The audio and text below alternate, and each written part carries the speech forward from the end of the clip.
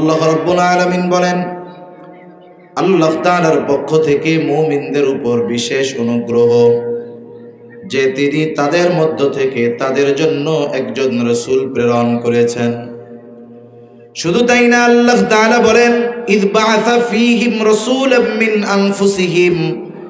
আল্লাহ তাআলার বিশেষ অনুগ্রহ মুমিনদের উপর যে আল্লাহ তাআলা তাদের মধ্য থেকে তাদের জন্য একজন রাসূল প্রেরণ করেছেন। এই রাসূল কত বড় অনুগ্রহ মুমিনদের জন্য যে রাসূলুল্লাহ সাল্লাল্লাহু আলাইহি ওয়াসাল্লাম এই মুমিনদেরকেও সর্বোচ্চ মহব্বত এবং ভালোবাসতেন।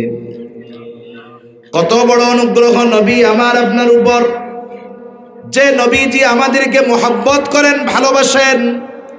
নবীজি যে আমাদেরকে ভালোবাসেন, মহব্বত করেন, আল্লাহ তাআলাও এই সাক্ষ্য কোরআনুল কারীমের মধ্যে দেন। আল্লাহ তাআলা বলেন, লাকাদ জাআকুম রাসূলুম মিন আনফুসিকুম আজিজুন আলাইহি মা আনিত্তুম হারিসুন আলাইকুম বিল মুমিনিনা রাউফুর রহিম। আল্লাহ রাব্বুল আলামিন বলেন, লাকাদ জাআকুম রাসূলুম মিন আনফুসিকুম আজিজুন আলাইহি মা আনিত্তুম হারিসুন আলাইকুম। আল্লাহ বলেন, মুমিনদের জন্য আল্লাহ তাআলা মুমিনদের মধ্য থেকেই একজন রাসূল প্রেরণ করেছেন। এই কথা জানায়া দেওয়ার পরে আল্লাহ তাআলা বলেন, তোমাদের মধ্য থেকে তোমাদের জন্য এমন একজন রাসূলের আগমন ঘটেছে যিনি হলেন সমব্যথী। তার মানে উম্মত যেই বিষয়গুলোয় কষ্ট পায়, নবীও সেই বিষয়গুলোয় কষ্ট পায়। উম্মত যদি কোনো কারণে কষ্ট পায়, নবীজিও সেই কষ্টটা অনুভব করে, নবীজিও উম্মতের সেই কষ্টটা অনুভব করতে পারে মহব্বতের কারণে, ভালোবাসার কারণে। দুনিয়ার মধ্যে দেখবেন ছোট বাচ্চা যখন অসুস্থ হয়ে যায়, 3 বছর 2-3 বছরের বাচ্চা জ্বর হয়েছে গায়ে, প্রচণ্ড জ্বর, গা কেমন যেন পুড়ে যাইতেছে। ওই বাচ্চা যখন জ্বরাক্রান্ত হয়, কষ্ট পায়, ওই মা বাবা, ওই সন্তানের মা বাবা যখন পাশে থাকে, বলেন তো সন্তানের এই কষ্টটা মা বাবার কষ্ট পাওয়ার কারণ হয় কি হয় না? সন্তানের কষ্ট মা বাবার কষ্ট পাওয়ার কারণ হয়ে যায়। রাসূল আকরাম সাল্লাল্লাহু আলাইহি ওয়াসাল্লামের উম্মতের প্রতি এরকম দরদ, মহব্বত, মায়া, ভালোবাসা, কেমন ভালোবাসা উম্মতের জন্য। আব্দুল্লাহ ইবনে আমর ইবনুল আস রাদিয়াল্লাহু তাআলা আনহু থেকে বর্ণিত হাদিস, তিনি বলেন, আন্নান নাবিয়্য সাল্লাল্লাহু আলাইহি ওয়াসাল্লাম তালা মা কওলাল্লাহি আযজা ওয়া জাল্লা ফি ইব্রাহিম আলাইহিস সালাম।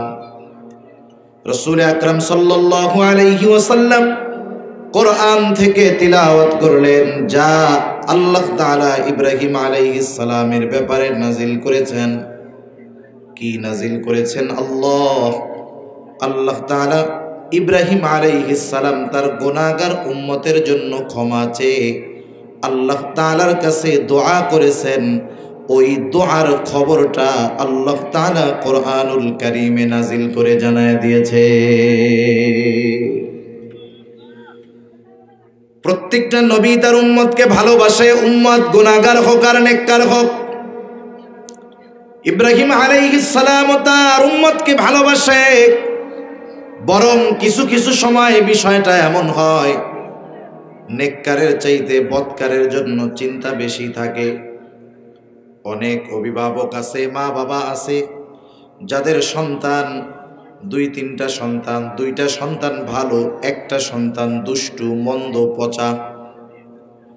মা বাবা ওই 2 ভালো ছেলের নিয়ে যত চিন্তা করে তার চাইতে বেশি চিন্তা করে ওই খারাপ অবাধ্য সন্তানটাকে নিয়ে। শুধু তাই না, যখন আল্লাহ তাআলার কাছে দোয়া করে, দোয়া মা বাবা ওই নেককার 2 সন্তানের চাইতে বদকার সন্তানের ব্যাপারে বেশি দোয়া করে। বলে, আল্লাহ ছেলেটা যদি ভালো হয়ে যেত তাহলে মরেও শান্তি পাইতাম। সব সময় চিন্তা খারাপটারে নিয়ে বেশি থাকে। কেন? সন্তান খারাপ ঠিক, মোহাব্বতের কারণে ওই খারাপ সন্তানের জন্য চিন্তা মায়া বেশি কাজ করে।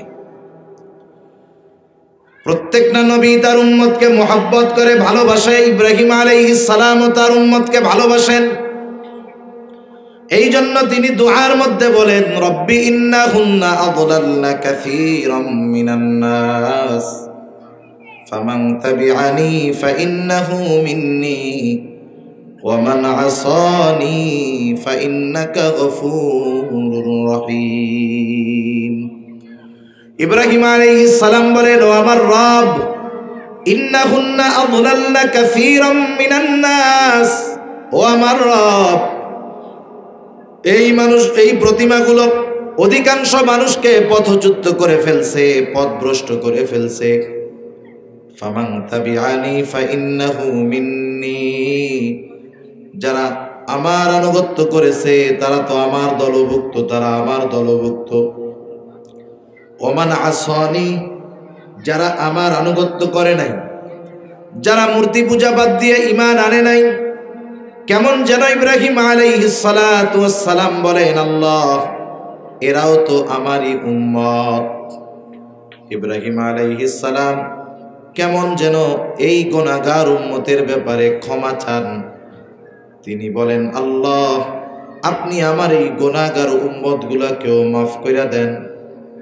এজন্যই তিনি বলতেছেন, ফাইন্নাকা গফুরুর রহিম, যেহেতু যারা আমার আনুগত্য করে নাই, আপনি তো গফুর, আপনি তো রহিম, এরা তো আমারই উম্মত, আপনি আপনার গফুর গফফার রহিম রহমান নামের ওসিলায় আমার এই গুনাহগার উম্মত গুলাকেও আপনি মাফ করে দেন। ইব্রাহিম আলাইহিস সালাম কেমন যেন তার গুনাহগার উম্মতের ব্যাপারে আল্লাহ তাআলার কাছে ক্ষমা চাইতেছেন। وقال عيسى عليه الصلاة والسلام إن تعذبهم فإنهم عبادك।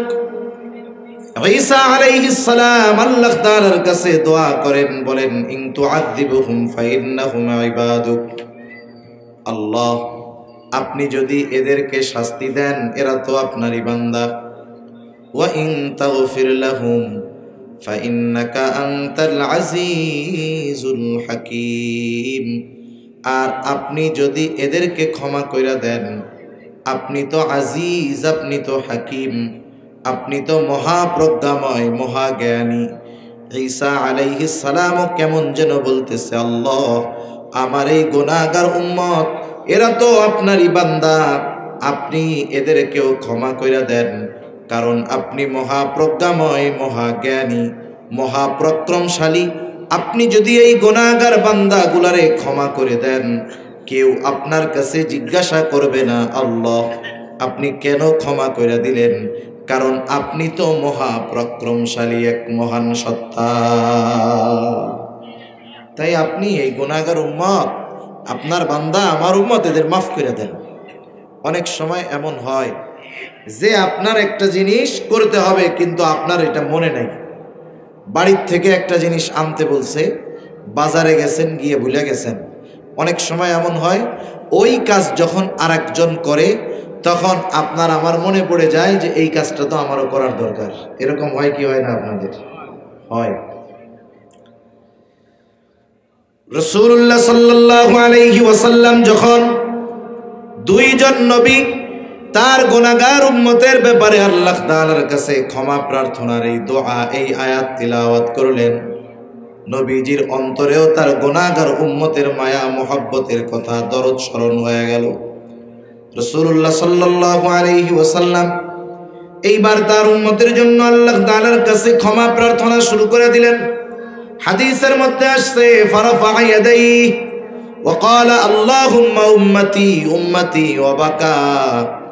নবীজি দুই হাত উঁচু করে শুধু বলতেছে, আল্লাহুম্মা উম্মতি উম্মতি, আল্লাহ আমার উম্মত, আমার উম্মত, আর দুই চোখ দিয়ে অঝর ধারায় ধারায় পানি পড়তেছে। আল্লাহ রাব্বুল আলামিন যদিও সব জানেন নবীজি কি বলতে চায়, এরপরেও আল্লাহ তাআলা নবীজির জবান দিয়ে শুনতে চায়। জিবরাইল আলাইহিস সালামকে বলল, জিবরাইল তুমি যাও, মুহাম্মাদের কান্নার কারণটা জিজ্ঞাসা করে আসো। জিবরাইল আলাইহিস সালাম চলে আসলেন, এসে জিজ্ঞাসা করে, ইয়া রাসূলুল্লাহ, আপনার কান্নার কারণটা কি? নবীজি এবার জিবরাইল আলাইহিস সালামকে উম্মতের ব্যাপারে সব কথা খুলে বললেন, উম্মতের ক্ষমার ব্যাপারে বললেন, এ টু জেড সব প্রাণ ভরা খুলে বলছে। জিবরাইল আলাইহিস সালাম আল্লাহ তাআলার কাছে গিয়ে নবীজির কথাগুলো জানাইলেন। যদিও আল্লাহ সব কিছু জানেন শুনেন, নবীজি জিবরিলকে বললেন, জিবরিল যাও মুহাম্মদকে গিয়ে জানায় দাও, আমি তাকে অচিরেই তার উম্মতের ব্যাপারে সন্তুষ্ট করব, তাকে অসন্তুষ্ট করব না। রাসূলুল্লাহ সাল্লাল্লাহু আলাইহি ওয়াসাল্লামের উম্মতের প্রতি কেমন চিন্তা, কেমন দরদ। নবীজি উপমা দিতেন যে তোমাদের মধ্যে আর আমার মধ্যে উপমা হলো ওই ব্যক্তির ন্যায় যে আগুন জ্বালাইলো। আগুন জ্বালানোর পরে চতুর্দিক দিয়ে পোকা মাকড় এসে তার আগুনের মধ্যে ঝাঁপায় ঝাঁপায় পড়ে আর পুড়ে মরে। গ্রাম অঞ্চলে এখন অনেক সময় হয়, মাঝে মধ্যে দেখবেন শহরেও হয়, বিশেষ করে ফসলের সময় গ্রাম অঞ্চলে বেশি দেখা যায়। আলো পাইলেই চতুর্দিক দিয়ে পোকা মাকড় আলোটাকে ঘিরে ধরে। আগে যখন আগুন জ্বালানো হইতো ওই সময়ও পোকা মাকড় এসে আগুনের ওই চতুর্দিক দিয়ে ভিড় করত, লাফায়া লাফায়া আগুনের মধ্যে পড়তো, পুড়ে এগুলো সব ভস্ম হইতো, মারা যাইত। নবীজি বলেন, ওই লোকটা আগুন জ্বালাইলো, চতুর্দিক দিয়ে পোকা মাকড় এসে আগুনের মধ্যে আত্মহুতি দেয়, লাফায়া লাফায়া পড়ে, লোকটা হাত দিয়ে এগুলোকে সরাতে পারে না। নবীজি বলেন, তোমাদেরকে আমি কোমর ধরে ধরে জাহান্নামের দিক থেকে টেনে আনি, আর তোমরা শক্তি খাটায়া আমার হাত থেকে ছুটে তোমরা ওই দিকেই দৌড়ে চলে যাও। কতটুকু দরদ থাকলে, মায়া থাকলে নবীজি এরকম উপমা দিতে পারে। শুধু তাই না, কেমন দরদ নবীজির উম্মতের প্রতি। যেই উম্মতের দ্বারা নবীজি আঘাতপ্রাপ্ত হয়েছেন, যেই উম্মতের দ্বারা নবীজি আঘাতপ্রাপ্ত হয়েছেন, তাদের উপরেও নবীজি কখনো বদদুয়া দেন নাই, আল্লাহর কাছে বলেন নাই আল্লাহ এদেরকে শাস্তি দেন, সুযোগ থাকার পরেও বলেন নাই। বরং ক্ষমা এবং ক্ষমার যেই মহান উদারতা নবীজি প্রদর্শন করেছেন উম্মতের ব্যাপারে। রাসূলুল্লাহ সাল্লাল্লাহু আলাইহি ওয়াসাল্লাম যখন মক্কার কাফেররা ঈমান আনে না, নবীজি চলে গেছেন তায়েফ। তায়েফে যাওয়ার পরেও একই অবস্থা, কাফেররা নবীজির উপরে জুলুম অত্যাচার শুরু করে দিল। দলবদ্ধভাবে নবীজিকে পাথর নিক্ষেপ করতে শুরু করলো। যায়েদ রাদিয়াল্লাহু তাআলা আনহু নবীজির সাথে একা, তিনি ঠেকায় পারেন না। নবীজিকে পাথর দ্বারা এমন ভাবে জর্জরিত হয়ে গেছে, গা মুবারক রক্ত পড়ে পড়ে। নবীজি পথ চলতেন আর বলতেন, বলো লা ইলাহা ইল্লাল্লাহ তুফলিহু, তোমরা বলো লা ইলাহা ইল্লাল্লাহ, সফল হয়ে যাইবা। কাফেররা নবীজির কথা তো মানতই না, পাথর দ্বারা আঘাত করে নবীজিকে। আঘাতের পরিমাণ কতটা ছিল, নবীজির গা বেয়ে বেয়ে রক্ত বের হয়েছে। নবীজির গায়ে একদিন দেখতে পাইলেন অনেক দাগ। নবীজিকে জিজ্ঞাসা করতেছে, ইয়া রাসূলুল্লাহ, আপনার কি কখনো বসন্ত হয়েছিল নাকি? আপনার কি কখনো ফক্স হয়েছিল নাকি? নবীজি বলেন, না আয়েশা, আমার কখনো এরকম কিছু হয় নাই। তাহলে ইয়া রাসূলুল্লাহ, আপনার গায়ে কিসের দাগ এইগুলা? নবীজি বলেন, আয়েশা, আমি যখন তায়েফের মানুষদেরকে দ্বীনের দাওয়াত দেওয়ার জন্য গেলাম, তারা আমাকে বুঝতে পারে নাই। তারা যেই পাথর আমাকে নিক্ষেপ করেছে, এই দাগ হলো তাদের নিক্ষিপ্ত পাথরের আঘাতের দাগ।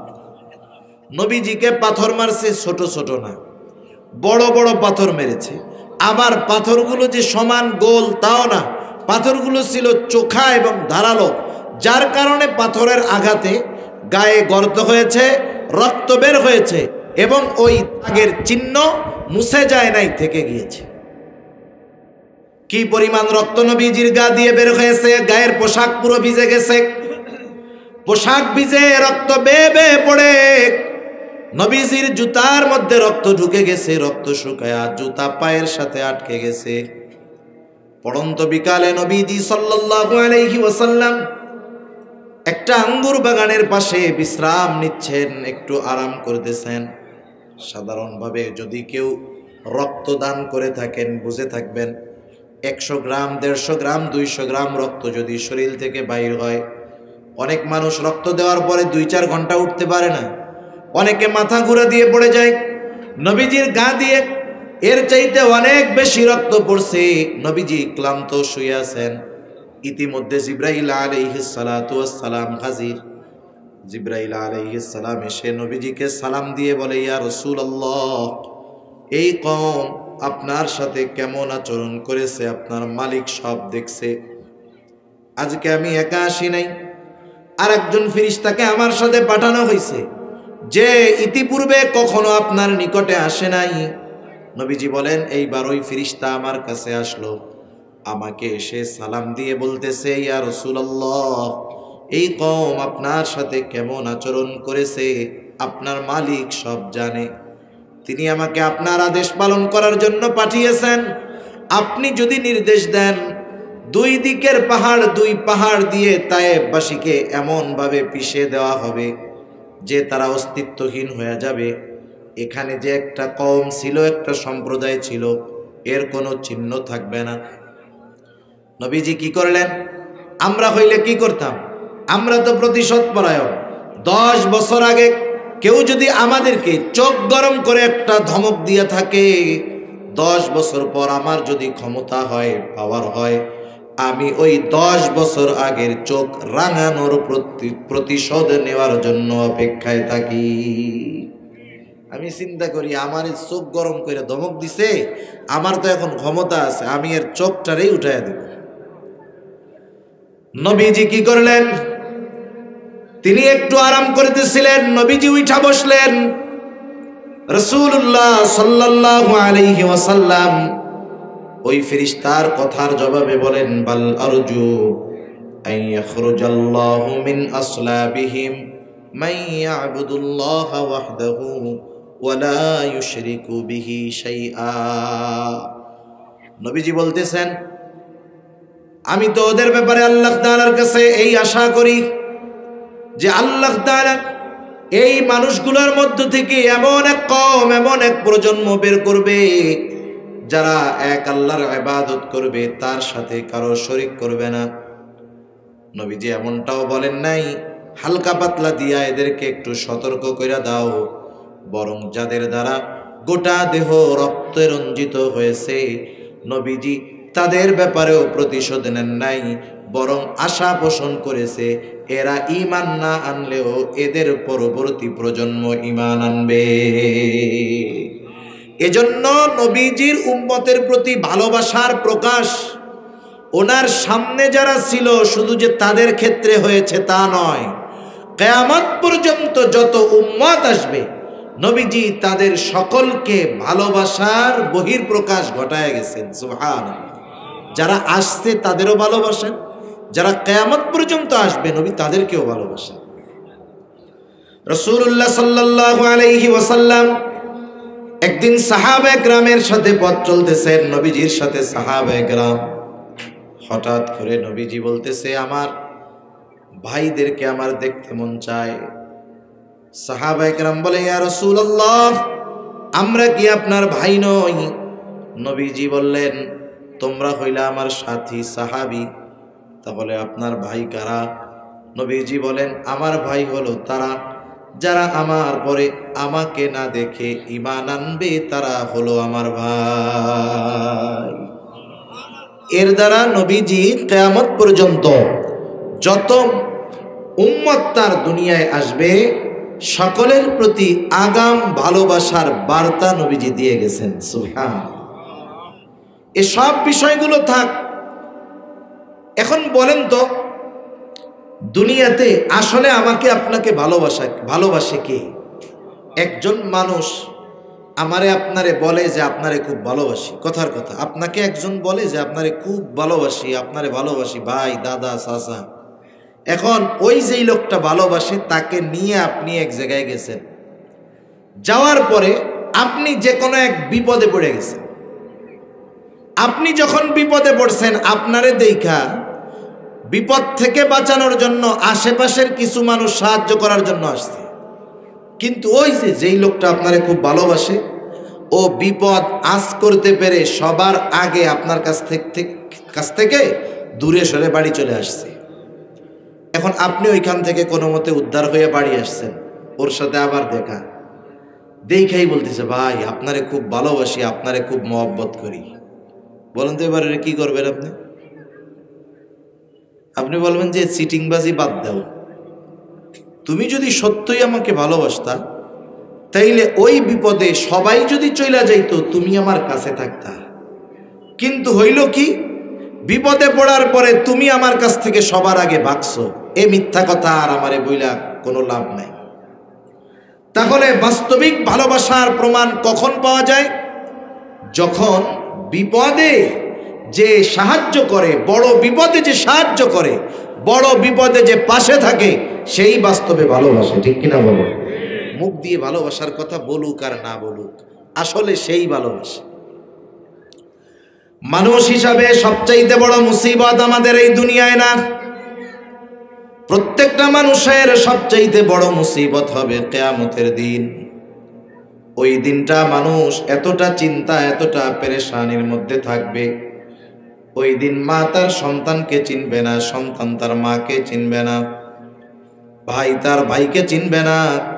আল্লাহ তাআলা কোরআনুল কারীমের মধ্যে বলেন, ইয়াউমা ইয়াফিরুল মারউ মিন আখিহি ওয়া উম্মিহি ওয়া আবিহি ওয়া সাহিবাতিহি ওয়া বানিহি লিকুল্লি ইমরিইম মিনহুম ইয়াউমা ইযিন শা'নুন ইউগনি। আল্লাহ রাব্বুল আলামিন বলেন, কিয়ামতের দিন ভাই ভাইয়ের থেকে পলায়ন করবে, ওয়া উম্মিহি ওয়া আবিহি, পিতা মাতার থেকে পলায়ন করবে, ওয়া সাহিবাতিহি ওয়া বানিহি, সেই দিন স্ত্রী সন্তানদের থেকে মানুষ পলায়ন করবে। প্রত্যেকটা মানুষ নিজের বিশেষ চিন্তায় বিভোর থাকবে।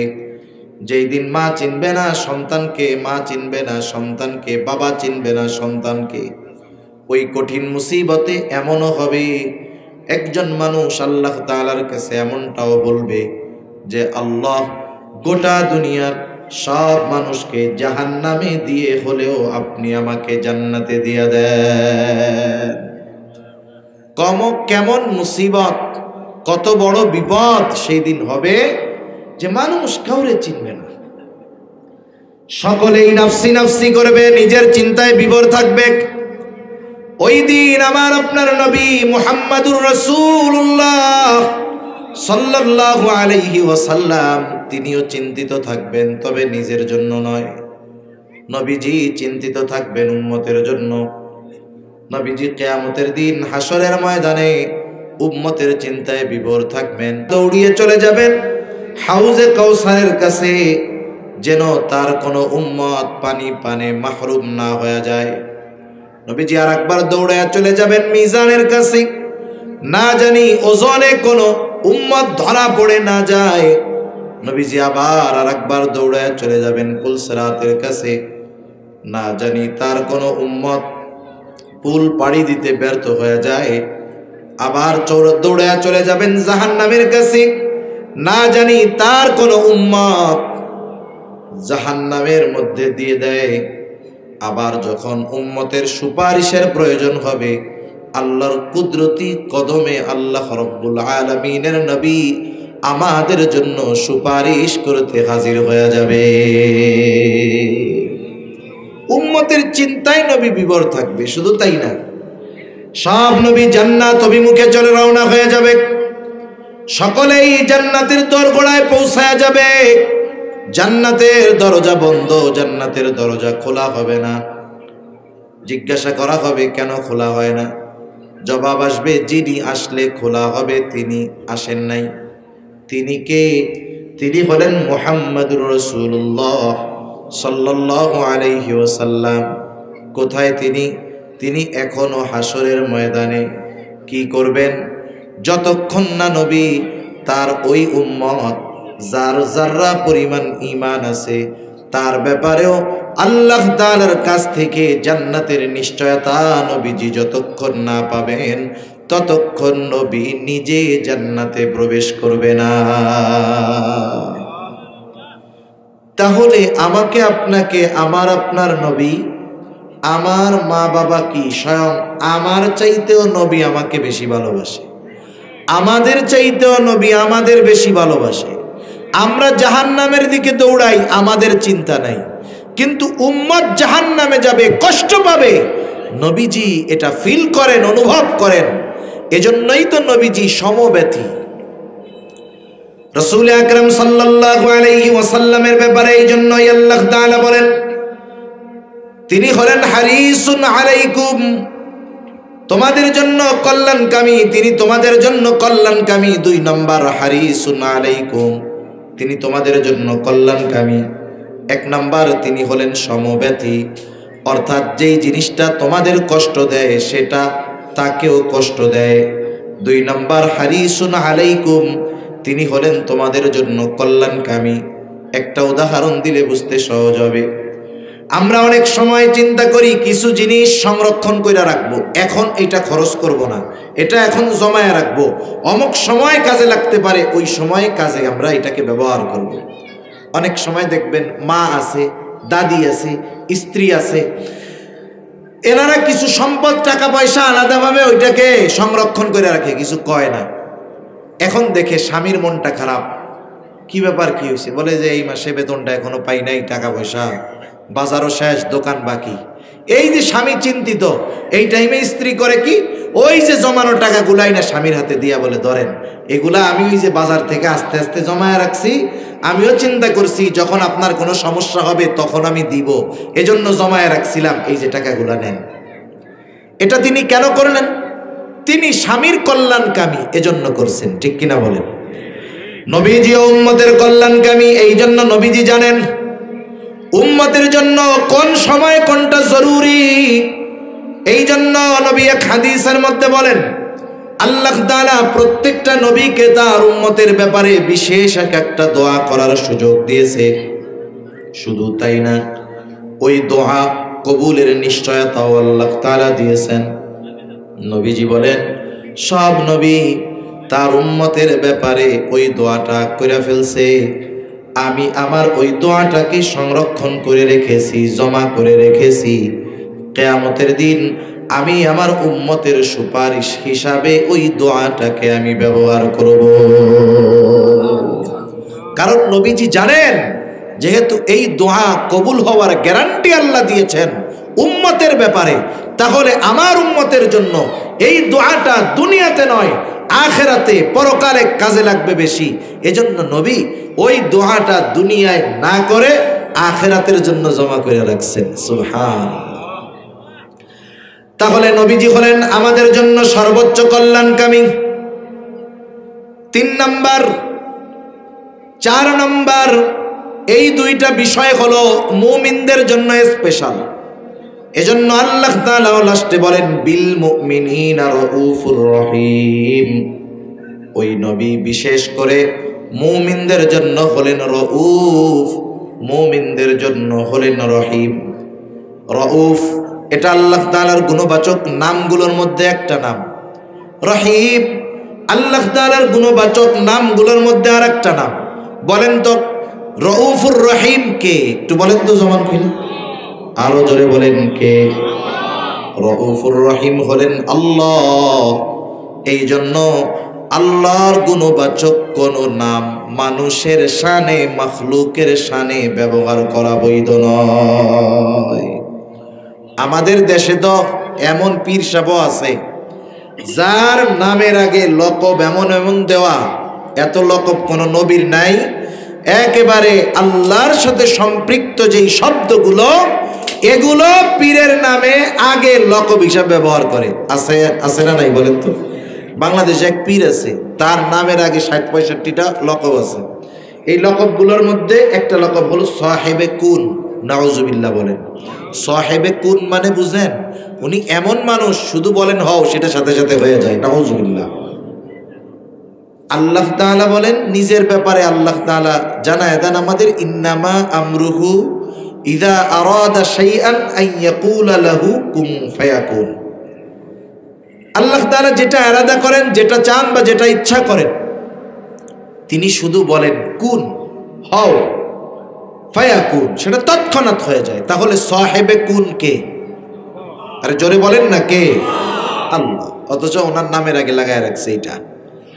আল্লাহ তাআলার গুণবাচক নাম যেগুলো, এগুলো আল্লাহর জন্যই খাস, এটা কোনো মানুষের জন্য হবে না। আল্লাহ তাআলার গুণবাচক নাম রহিম, আল্লাহ, আল্লাহই রহিম। গফুর, আল্লাহ, আল্লাহই গফুর। যিনি গফুর তিনি আল্লাহ, যিনি রহিম তিনি আল্লাহ, যিনি খালেক তিনি আল্লাহ, যিনি মালিক তিনি আল্লাহ, যিনি রাউফ তিনি আল্লাহ।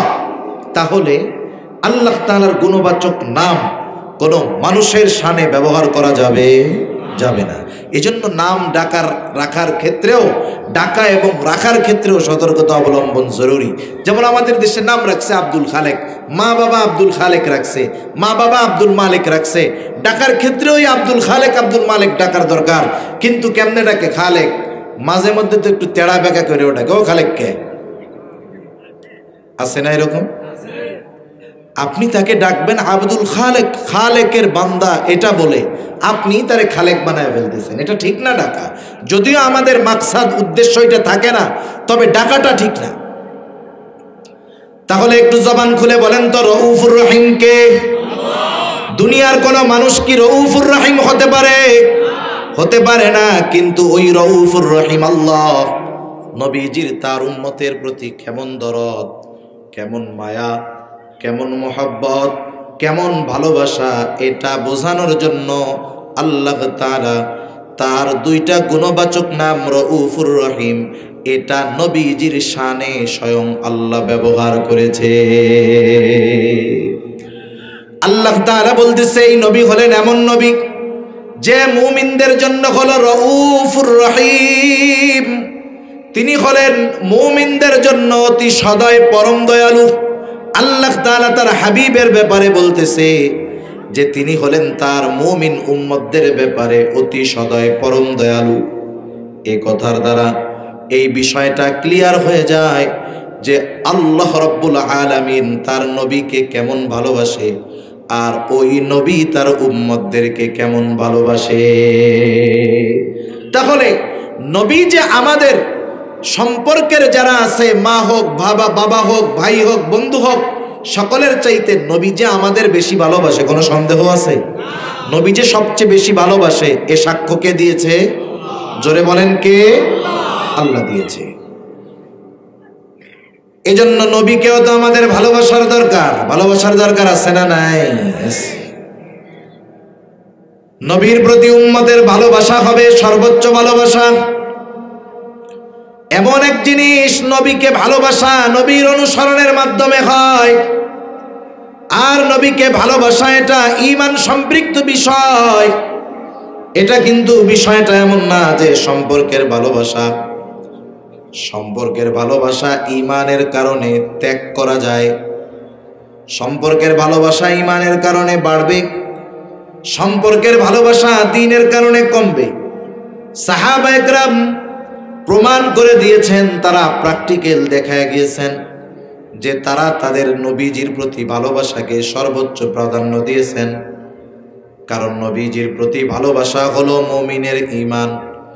রাসূলুল্লাহ সাল্লাল্লাহু আলাইহি ওয়াসাল্লাম বলেন, লা ইউমিনু আহাদুকুম হাত্তা আকুনা আহাব্বা ইলাইহি মিন ওয়ালিদিহি ওয়া ওয়ালাদিহি ওয়ান নাসি আজমাইন। নবীজি বলেন, তোমাদের মধ্যে কেউ ততক্ষণ পর্যন্ত মুমিন হতে পারবে না যতক্ষণ না সে তার পিতা মাতা সন্তান সন্ততি সকলের চাইতে আমি নবীকে বেশি ভালো না বাসবে। নবীজিকে সর্বোচ্চ ভালোবাসতে হবে, নিজের জীবনের চাইতেও বেশি। হযরত ওমর রাদিয়াল্লাহু তাআলা আনহু একদিন নবীজির সাথে পথ চলতেছেন, হঠাৎ করে নিজেই বলেন, ইয়া রাসূলুল্লাহ, আমি আপনাকে আমার জীবনের পরে সবচাইতে বেশি ভালোবাসি। নবীজি বললেন, না ওমর, হয় নাই।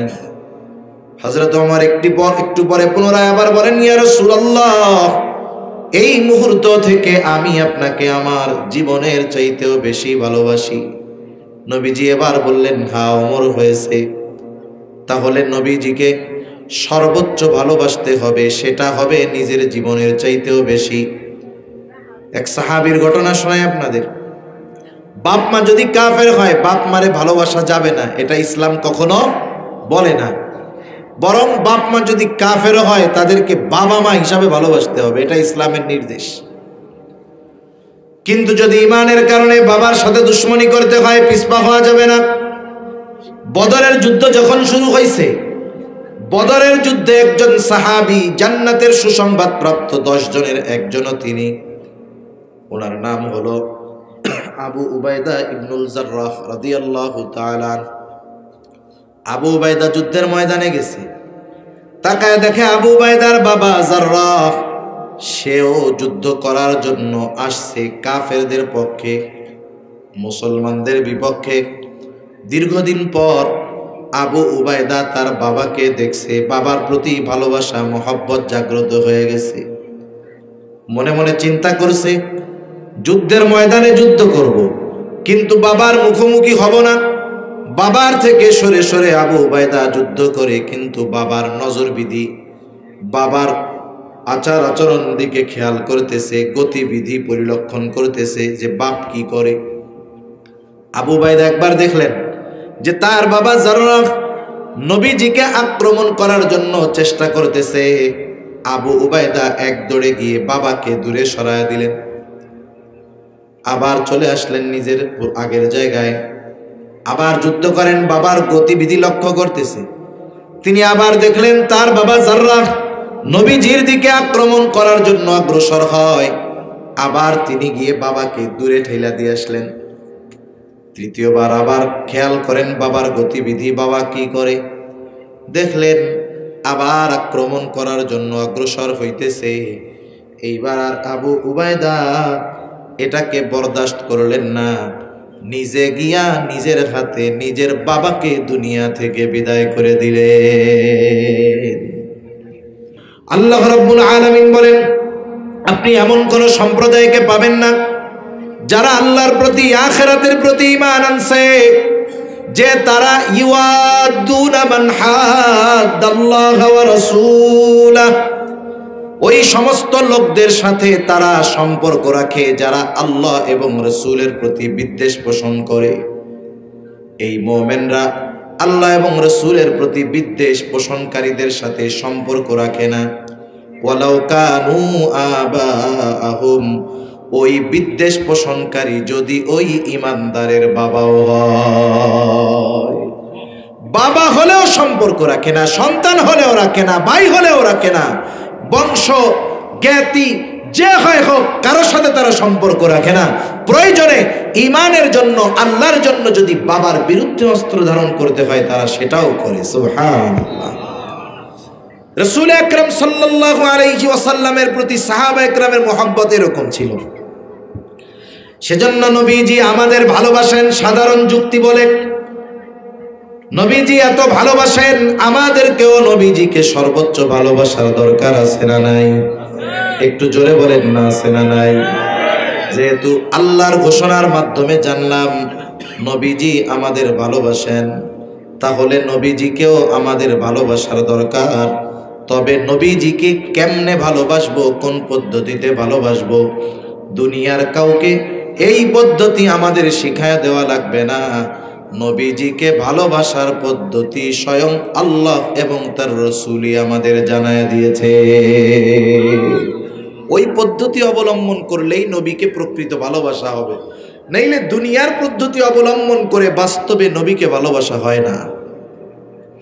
রাসূলুল্লাহ সাল্লাল্লাহু আলাইহি ওয়াসাল্লামও জানেন যে উম্মত চিন্তা করবে কেমনে ভালোবাসবে। এজন্য রাসূলুল্লাহ সাল্লাল্লাহু আলাইহি ওয়াসাল্লাম জানায় দেন, মান আহাব্বা সুন্নতি ফাকাদ আহাব্বানি ওয়া মান আহাব্বানি কানা মাই ফিল জান্নাহ। নবীজি বলেন, যে আমার সুন্নতকে ভালোবাসলো সে আমি নবীকে ভালোবাসলো, আর আমি নবীকে যে ভালোবাসলো সে আমি নবীর সাথে জান্নাতে থাকবে। তাহলে নবীকে ভালোবাসার মাধ্যমে, সুন্নাতকে ভালোবাসার মাধ্যমে নবীকে ভালোবাসা হয়। নবীকে ভালোবাসলে নবীর সাথে জান্নাতে থাকা যায়, ঠিক কি না? এখন দেখেন, নবীর সাথে জান্নাতে থাকতে পারা এটা বড় সৌভাগ্যের ব্যাপার। নবীর সাথে যদি জান্নাতে থাকতে হয় তাহলে তো আগে জান্নাতে যেতে হবে। জান্নাতে যাইতে হইলে কি করণীয় নবীজি সেটাও বলেন। নবীজি বলেন, কুল্লু উম্মতি ইয়াদখুলুনাল জান্নাতা ইল্লা মান আবা। নবীজি বলেন, আমার সব উম্মত জান্নাতে যাবে, আবা উম্মত ছাড়া।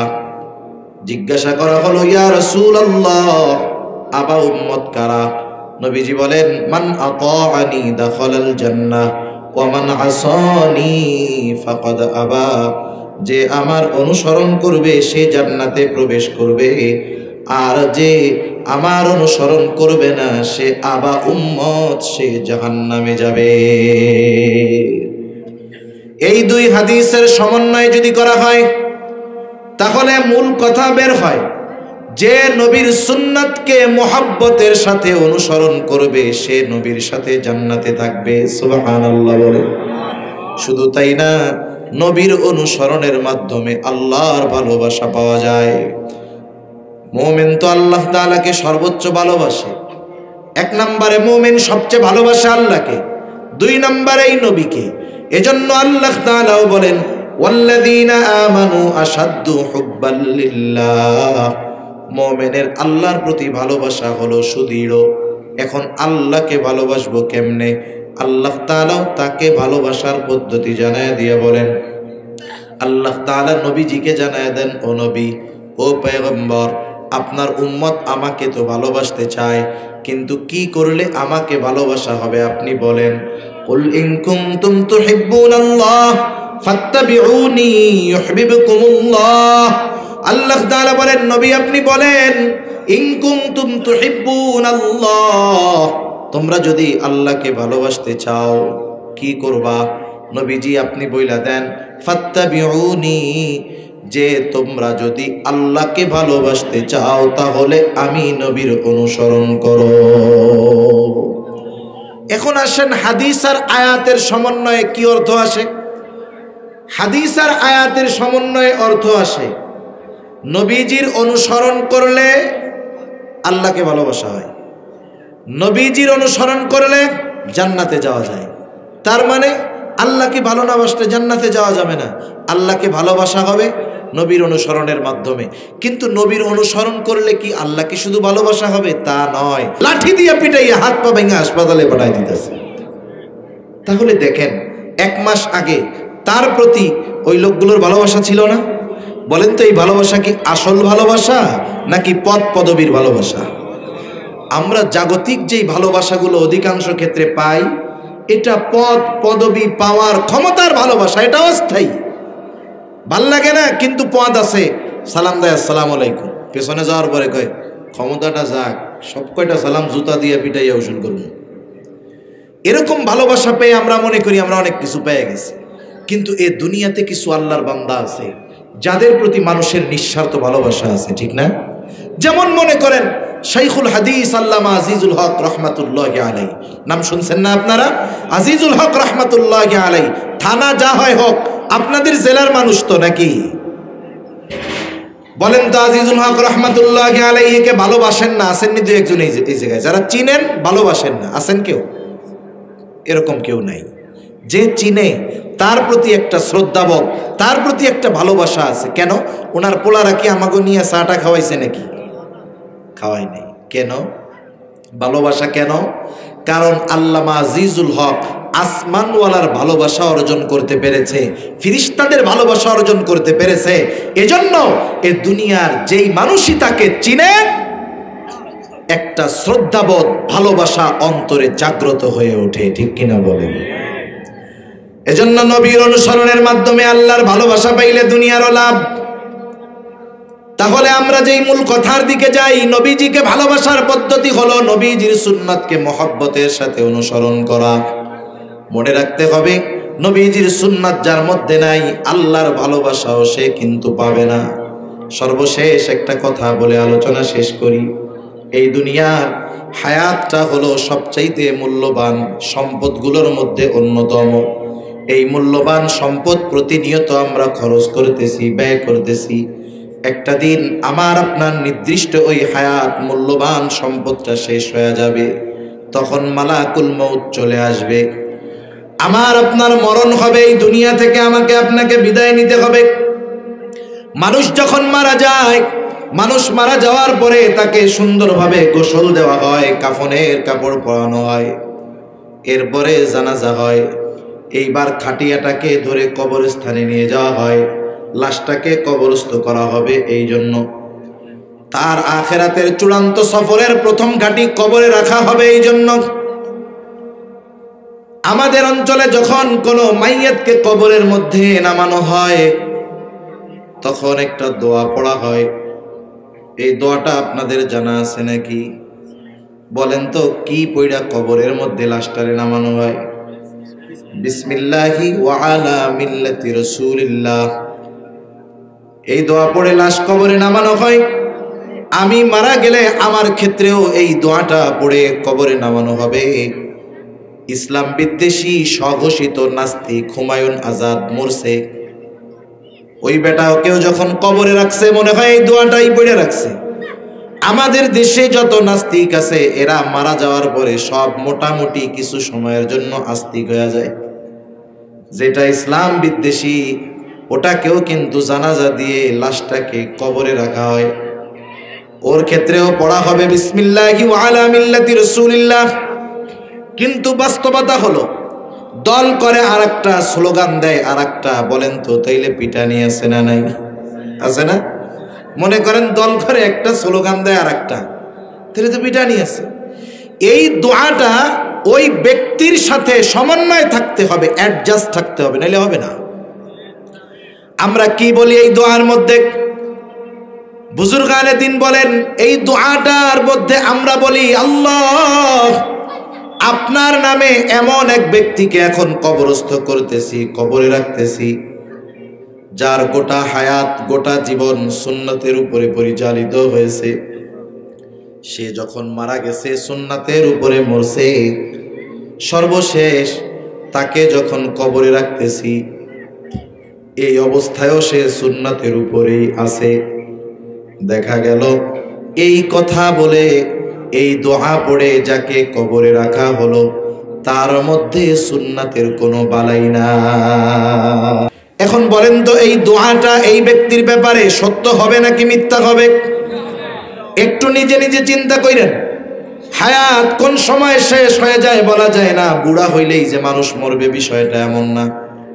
বর্তমান দুনিয়ার সমীকরণ, বুড়া মানুষের চাইতে যুবক তরুণদের মৃত্যুর হার বেশি। হঠাৎ মৃত্যু হয়, মোটর সাইকেল অ্যাক্সিডেন্টে মারা যায়। আবার যুবক মানুষ স্ট্রোক করে মারা যায়। যুবক মানুষ হঠাৎ করে মারা যাচ্ছে, এর ঘটনা ঘটতেছে প্রতিনিয়ত। একটু নিজের কাছে নিজে মাঝে মধ্যে একটু চিন্তা করবেন যে আমি যদি এখন মারা যাই, আমাকেও তো এই দোয়াটা বলে কবরে রাখবে, আমার ক্ষেত্রে দোয়াটা সত্য হবে কিনা একটু মিলায় রাখবেন। সব সময় এই প্রস্তুতি আমাদের থাকার দরকার। এখনই যদি আমার মৃত্যু হয়, কবরে রাখার সময় যেই দোয়াটা পড়বে সেটা যেন আমার ব্যাপারে মিথ্যা না হয়। ওই দোয়ার সাথে জানি আমার বাস্তব জীবনের মিল থাকে, এই প্রস্তুতি নিয়ে এই হায়াত অতিবাহিত করার দরকার। নাইলে এই কবর হলো অনন্তকালের সফরের প্রথম ঘাঁটি, প্রথম ঘাঁটি। এই ঘাঁটি সাধারণ ঘাঁটি না। জান্নাতের সুসংবাদ প্রাপ্ত সাহাবারাও এই ঘাঁটির ব্যাপারে চিন্তিত থাকতেন। হযরত ওসমান রাদিয়াল্লাহু তাআলা আন নবীজির দুইটা কন্যা ওনার সাথে বিবাহ দিয়েছেন, দুইজনই মারা গেছে। নবীজি বলে, ওসমান আমার তো আর অবিবাহিত কন্যা নাই, যদি থাকতো তৃতীয় জনকেও আমি তোমার সাথে বিবাহ দিতাম। সুবহানাল্লাহ। জান্নাতের সুসংবাদ প্রাপ্ত একজন সাহাবী। শুধু তাই না, ওনার ব্যাপারে একটা ঘটনা আছে। আমি যেহেতু ঘটনাটা মনে আসলো, ঘটনাটা বইলে আমি আলোচনা শেষ করে দিব 5-7 মিনিটের মধ্যে। যখন মক্কা থেকে মদিনায় সাহাবায়ে কেরাম গেছে, স্বাভাবিক মক্কার আবহাওয়া মদিনার আবহাওয়া একটু পরিবর্তন থাকবে, স্বাভাবিক বিষয়। আর আরবের মানুষের সবচাইতে কষ্টের বিষয়টা ছিল পানি। মুসলমানেরা মদিনায় গেছে পানি পান করার জন্য, সুপেও পানি নাই, যেই কয়েকটা কুয়া আছে কুয়ার পানি লবণাক্ত, পান করার অনুপযুক্ত। আর মিষ্টি পানির কুয়া, এটার মালিক হলো একজন ইহুদি, সে মুসলমানদেরকে ঠিকমতো পানি টানি দেয় না। নবীজির কাছে অভিযোগ আসলো, ইয়া রাসূলুল্লাহ, আমাদের তো খাওয়ার পানির বড় কষ্ট হইতেছে, ইয়া রাসূলুল্লাহ, পানির জন্য অনেকে অসুস্থ হয়ে যাইতেছে। যেটা সুপেয় মিষ্টি পানির কুয়া, সেটার মালিক একজন ইহুদি, সে ঠিকমতো মুসলমানদের পানি দেয় না, ইয়া রাসূলুল্লাহ, খুব কষ্টে আছি আমরা। উপস্থিত সাহাবায়ে কেরামের সামনে নবীজি ঘোষণা করলেন, তোমাদের মধ্যে এমন কে আছো যে ইহুদির কাছ থেকে ওই কুয়াটা কিনে মুসলমানদের পানির সমস্যাটা দূর করে দিবা?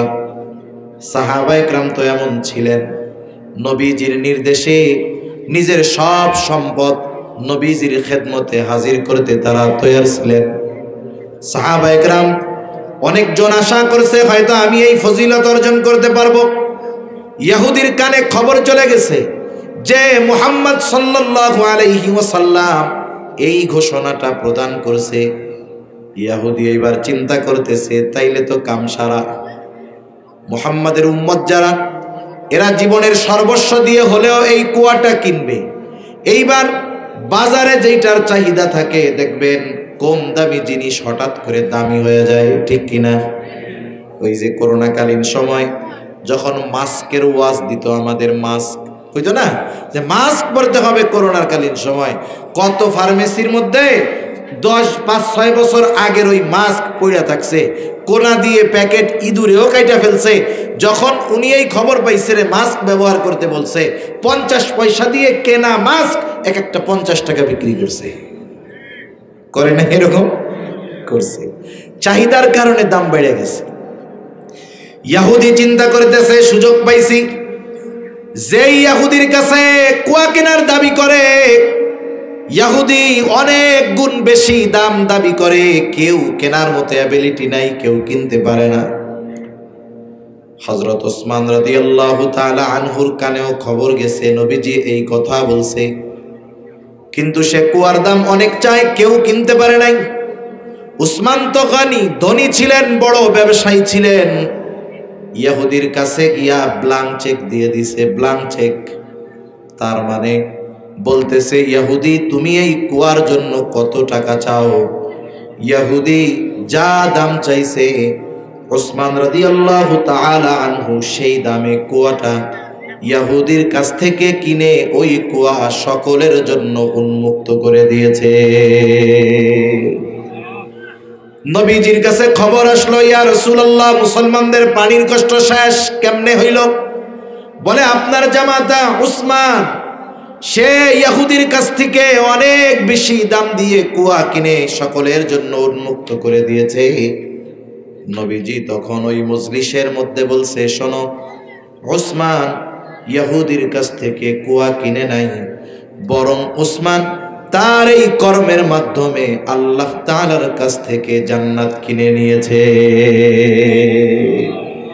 এই মানুষটাও কবরের ব্যাপারে এত ভীত চিন্তিত ছিলেন, কান্না করতেন। জিজ্ঞাসা করা হইতো যে আপনি তো জান্নাতের সুসংবাদ পাইছেন, আপনি কান্না করেন কেন নবীজি? তখন ওসমান রাদিয়াল্লাহু তাআলা আনহু বলতেন, নবীজি তো আমাকে জান্নাতের সুসংবাদ দিয়েছে, কবরে আমার সাথে কেমন আচরণ করা হবে এটা তো আমাকে বলে নাই।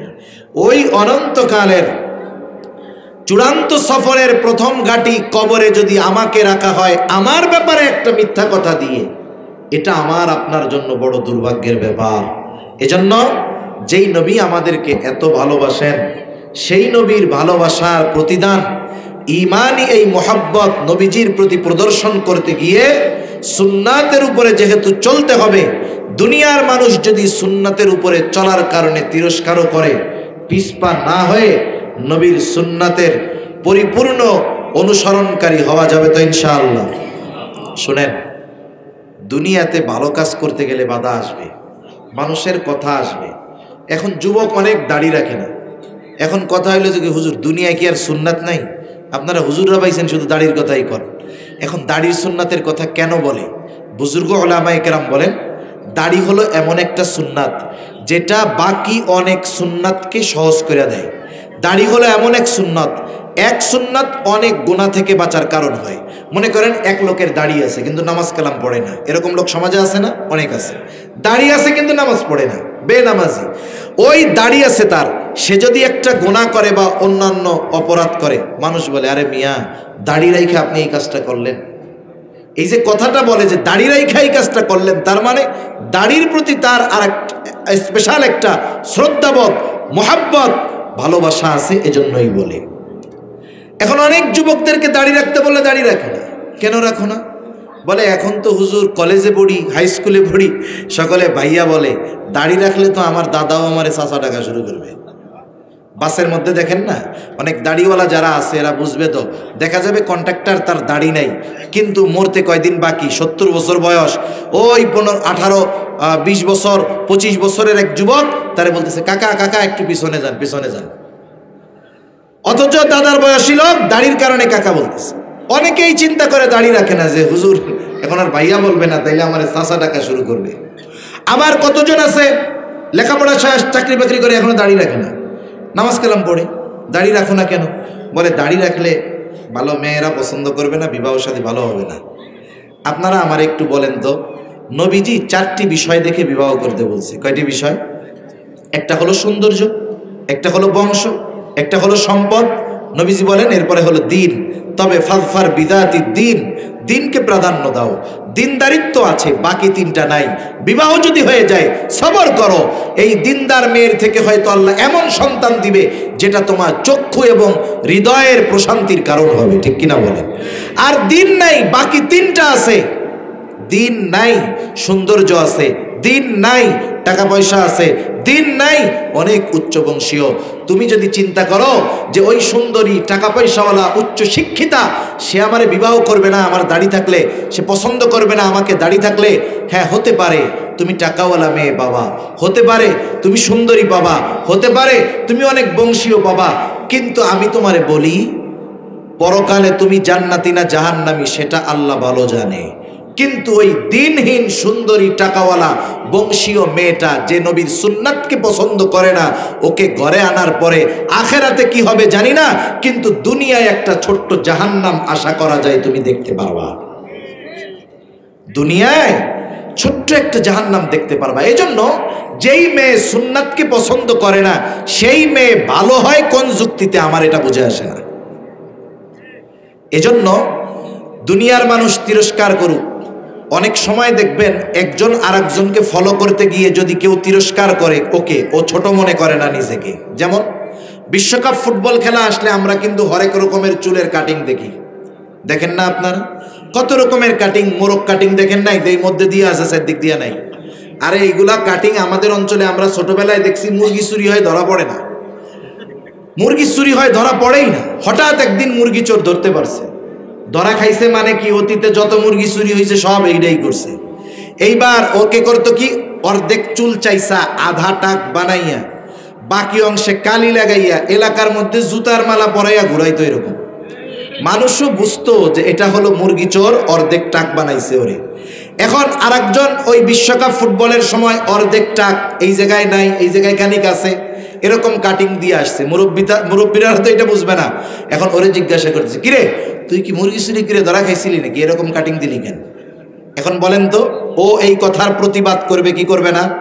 ও গর্বের সাথে বলবে দাদা এ কথা বললেন না, আপনি জানেন এটা কি স্টাইলের কাটিং, এটা মুন্সিগঞ্জেও কাটা যায় না, ঢাকার থেকে 3000 টাকা দিয়ে আমি এই কাটিং দিয়ে আসছি। মুরব্বীও বলবে ভালোই তো, 3000 টাকা দিয়ে মুরগি চোরা কাটিং তো আমরা এমনি দিয়ে দিতে পারতাম। এখন বলেন ওর কথার দ্বারা আপনি কি বুঝলেন? এই যে মুরগি চূড়া মার্কা কাটিং যে ওকে বলা হইল, ও লজ্জিত হয় নাই, বরং সে আরো গর্বের সাথে বলছে যে এই চুলের স্টাইল হলো অমক বিশ্ববিখ্যাত খেলোয়াড়ের চুলের স্টাইল। গর্বের সাথে বলছে না?